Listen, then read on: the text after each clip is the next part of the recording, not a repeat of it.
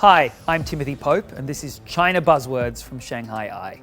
Tariffs is our topic this week because President Joe Biden has just unveiled new ones on $18 billion worth of Chinese products, including electric vehicles, solar equipment, lithium-ion batteries, and semiconductors.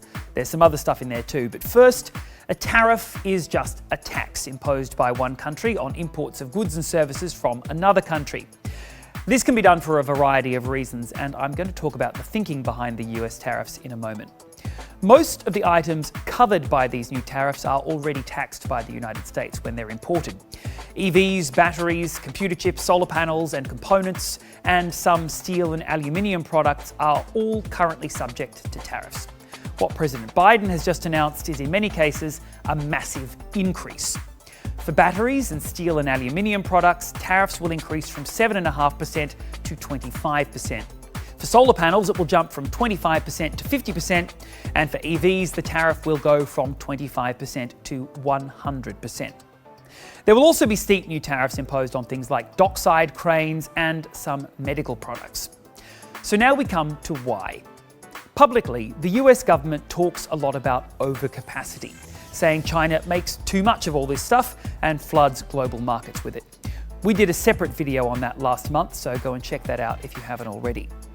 But this is also an election year tactic.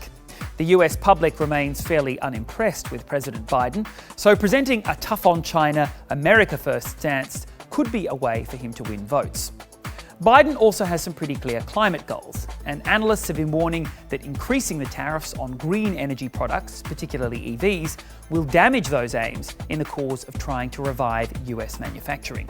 What this highlights is that the United States' place at the forefront of the tech and green tech industries is more important to the White House than hitting climate targets. And if it comes to that, it's also more important than lowering prices for American consumers. Research cited by the New York Times, looking at tariffs on Chinese washing machines imposed by former President Trump, showed that since 2018, a few thousand US jobs have been created in this industry. But it also raised the price of washing machines for everyone in America to the point where those jobs cost consumers $800,000 US each. Every job cost consumers that much.